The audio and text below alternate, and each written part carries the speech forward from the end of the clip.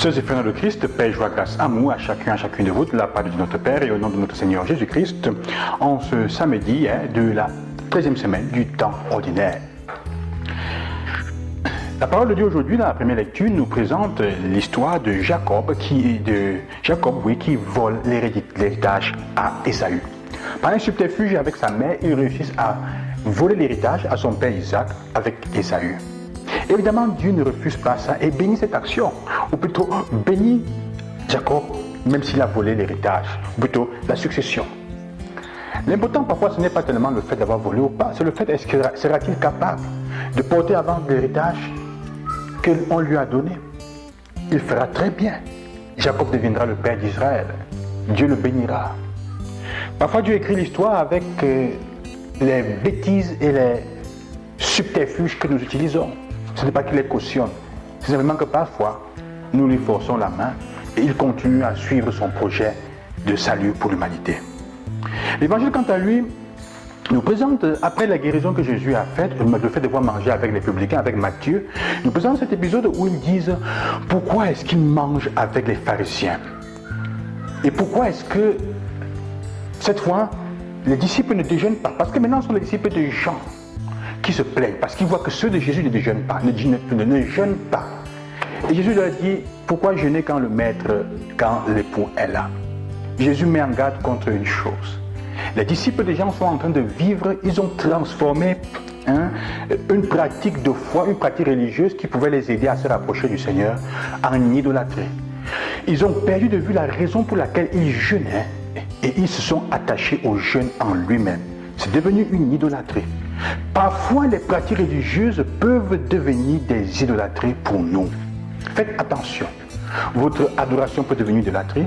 Votre chapelet, récitation du chapelet peut devenir une idolâtrie. Votre dévotion à n'importe quel saint peut devenir une idolâtrie. Quand est-ce qu'on se rend compte que c'est une idolâtrie? Quand, comme ceux-ci, vous demandez, vous posez la question, pourquoi ils ne font pas comme nous? Nous faisons ça. Nous jeûnons, alors ils doivent faire comme nous. Vous posez votre acte comme étant celui meilleur. On devient narcissique. On entre dans le narcissisme, dans le fait de s'aduler, de se louer soi-même, de regarder son image et de l'aimer, de l'adorer, d'adorer sa propre image, d'adorer ce que nous faisons comme si elle était la meilleure.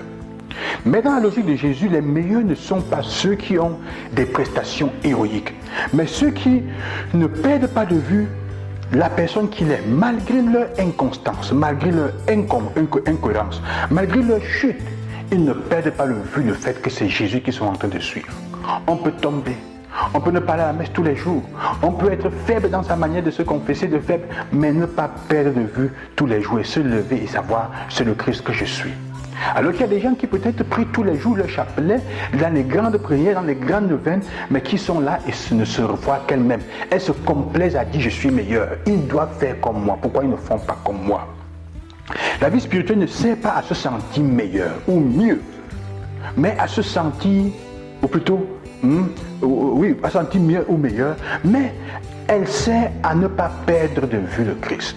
La vie spirituelle, ce n'est pas pour se sentir mieux ou meilleur que les autres, mais c'est pour ne pas perdre de vue le Christ, Jésus lui-même. Alors, raisonner comme des narcissiques, comme ceux qui sont des narcissiques, ceux dont la parole, l'évangile dit aujourd'hui, le vieil habit ou l'outre vieille, ou la vieille outre, ce sont des narcissiques, et mettre au-dessus la nouveauté de l'évangile, qui est comme le morceau d'étoffe neuf, ne porte en rien à améliorer notre vie, mais à une tragédie. Si on n'arrête pas d'être narcissique, de penser que nous sommes les meilleurs et les autres doivent faire comme nous, et on prend la nouveauté du Christ pour mettre dessus, ça va nous porter qu'au désastre. On va entrer dans un orgueil spirituel qui est le péché même de Dieu, de Satan, et qui ne nous fera pas entrer au paradis. Alors, sœurs et frères, pour accueillir la nouveauté du Christ, il ne faut pas raisonner avec l'optique religieuse d'avant. Ce qui compte, ce n'est pas la performance, mais c'est de ne pas perdre de vue le Christ lui-même. Sœurs et frères, parfois vous n'allez pas arriver à prier, vous allez vous fatiguer, vous aurez la paresse. Ne perdez jamais de vue le Christ. Hier, il disait à Matthieu, continuez à me suivre. Aujourd'hui, il dit, ne perdez pas de vue que la raison pour laquelle on jeûne, c'est pour être davantage attaché au Christ. Quand le jeûne et les pratiques religieuses que tu fais deviennent une fête en elles-mêmes, elles t'éloignent de Jésus et tu deviens narcissique, tu ne vois plus que toi-même. Alors tu es hautement vulnérable. C'est pour ça que tu vas prier souvent. Ça va te porter au désastre parce qu'on va continuer à t'attaquer, tu vas continuer à être vulnérable, attaqué par les mauvais esprits et par le mal qui tombe autour de toi.